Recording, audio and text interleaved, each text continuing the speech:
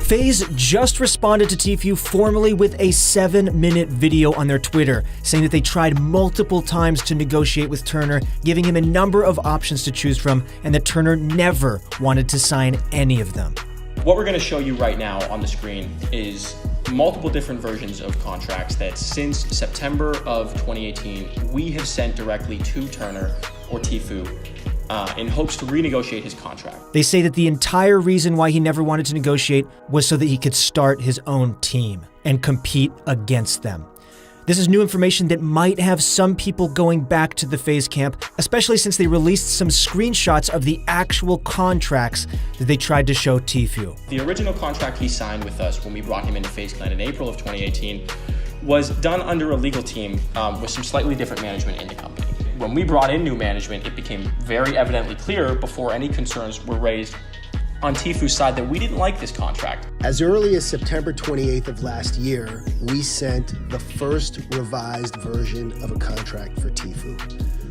We didn't get a great response to it. We didn't get much of a response. And so what we decided was, in the middle of January, I flew down with Banks and Tfue's direct manager to go sit and have a face-to-face with him and his dad to see if we can make some progress.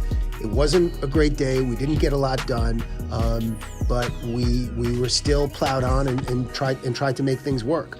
We sent him a new agreement to his lawyer January 24th of this year. We sent another updated thought on April 3rd, then again on April 29th.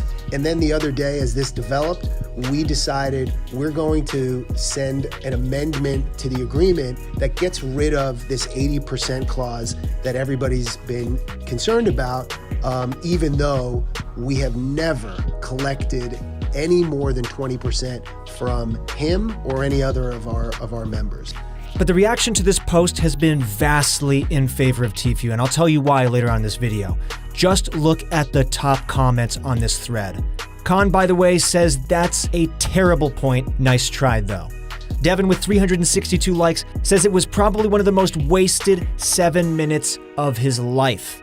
He continued with another one saying that they are clearly trying to cover up, they know they are nothing without Tfue, and they are trying to keep him around as long as possible. Even this post, which tried to gauge some of the support, shows Tfue's support at 1.7K and FaZe Clan at only 133. Don't worry, we're not turning into a drama channel. We're going to give you guys a ton of tips and tricks that you guys can use to get better at Fortnite later this week, so make sure to subscribe if you haven't. And if you want to get better at Fortnite, then click the description link below. But we do want to know down below what your guys' take is on this news. Did FaZe win you guys over, or are you still with Tfue? But I can tell you what I believe. I worship the pros. I believe in the professional athlete who sacrifices everything for the game they love, who gives their blood, sweat, and tears every day to improve, to better themselves, who pushes the boundaries of what it means to be an athlete, let alone an athlete in esports, who doesn't say I'm a gamer on his Twitter, who says I'm an athlete, and that's all Tfue. But there's always two sides to a story. I think we all can agree that Tfue is in the right here, but FaZe does have a claim in this story. Comment down below what you guys think, and if you missed what was said, I'll play it here for you toward the end of this video. But honestly, here are some of my impressions of what has happened. FaZe really looks like they're out of options at this point. They should really release the contracts in their entirety to see how skewed they might have been in FaZe's favor.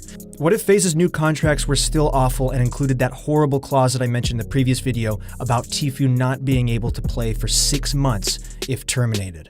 And if that was the case, it's not even about money at that point. Here's what I said in the previous video. The money isn't the worst part. What I'm about to say is probably the most screwed up, awful thing we've read in an agreement, and as an org ourselves, we read agreements all the time. I don't even know how someone could write this in, honestly. FaZe essentially says that if Tfue were fired for whatever reason, he cannot play Fortnite or any competitive game on Twitch for 6 months. How awful is that? That's Tfue's livelihood, his passion, his life. At this point, Tfue's claims to get out of this contract go way beyond money. Imagine you're the star competing in a World Cup of any sport, money aside, and at any point, your organization could just say, actually, we fire you and you can't compete anymore and you can't do that for 6 months. Everything that you've worked up to, all the energy you've put in, all the passion you've put into this, nah, you're done. To have that power over someone who loves and contributes so much to this game is just screwed up. Even if they paid him however much money he wants, just knowing that they could take it all away from him his whole career is enough for anyone to want to get out of this contract. Honestly, we won't know the truth until they release those contracts in their entirety. Let's play the clip, and please let us know what you guys think down below. This is a video that absolutely no one at FaZe Clan ever wanted to make because it's going to shed some negative light on a guy that we care a lot about, but he's forced this upon us, and this isn't the way we would like to publicly conduct our business. If people want these things to be public, then they will. So what we're going to show you right now on the screen is multiple different versions of contracts that since September of 2018, we have sent directly to Turner or Tfue in hopes to renegotiate his contract. The original contract he signed with us when we brought him into FaZe Clan in April of 2018 was done under a legal team with some slightly different management in the company. When we brought in new management, it became very evidently clear before any concerns were raised on Tfue's side that we didn't like this contract. And we knew how valuable a healthy relationship with Turner would be to us, so we immediately started making strides to come up with a new version to present to Tfue. Unfortunately, that relationship in terms of communication around renegotiation didn't go that well. So we had multiple versions presented to him because it wasn't very clear what his true motive was, right? We didn't know if he wanted more monthly salary. We sent him a deal that was going to pay him 7 figures a year. We sent him a deal that included absolutely no splits at all. We had no legal right to take anything from him under every single term in this contract. Anything he made under any situation, any format, any media, it was all his. We were going to take 0%. We've seen a little miscommunication in terms of community understanding about in-game items and what that might mean and what that applied to. Let us be very on the record right now. That has nothing to do with supporter creator codes.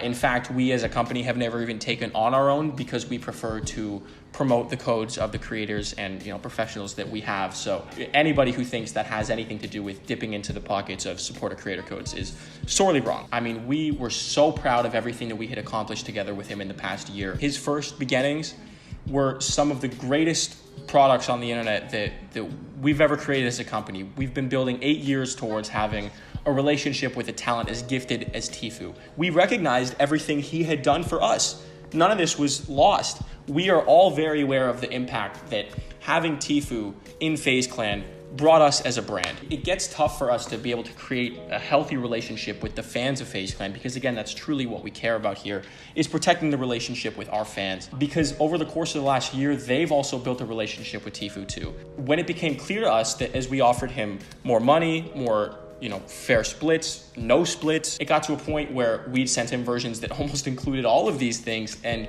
not only was he not agreeing to it, he wasn't even responding at a certain point. When it became clear to us that his pure intention was really just to leave, that's very difficult. I've seen a lot of people online say, oh, why didn't you just let him out? We owe our fans much more of a debt than that, because our fans have invested their time and their effort and their care and their love into the relationship that we created with Tfue too. And for us to just drop him solely because he wanted out, I don't think anybody can rationally claim that that would have sat well with our fan base or frankly the culture of gaming and relationships in general if we were to just drop him. So we made every effort to renegotiate. So when people say online, this wasn't a blindside, you guys were aware of this, we were certainly aware we were renegotiating. We were definitely not aware that he planned to sue us.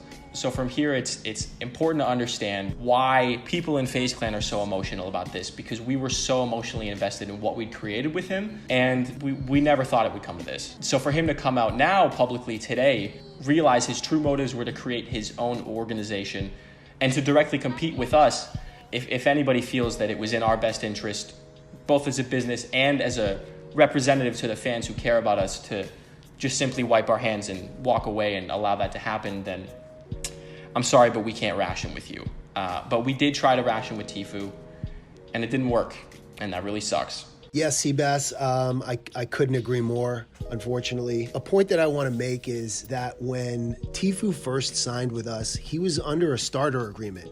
He wasn't the Tfue that everybody knows now. And the other thing is, it wasn't the first org that he's been part of. So he's signed contracts before with other orgs, and he knows what it means to sign a contract. So I just want to walk people through the timeline, since I was largely negotiating with Tfue's camp while Banks was having some direct conversations with Tfue. So that started, looking back at my emails, it started in September 6th. As early as September 28th of last year, we sent the first revised version of a contract for Tfue.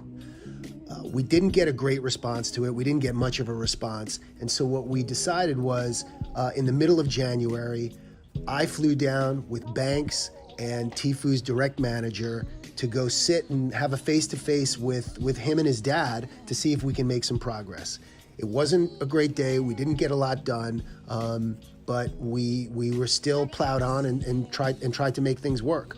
We sent him a new agreement to his lawyer January 24th of this year. We sent another updated thought on April 3rd, then again on April 29th. And then the other day, as this developed, we decided we're going to send an amendment to the agreement that gets rid of this 80% clause that everybody's been concerned about, even though we have never collected any more than 20% from him or any other of our members.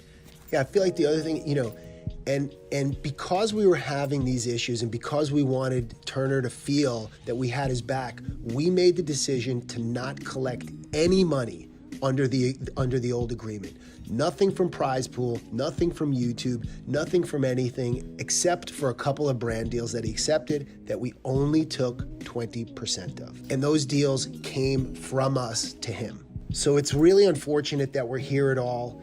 The relationship with Tfue was much more important than the money. We gave him so many different options that had little, or even some of them had no money going to FaZe Clan.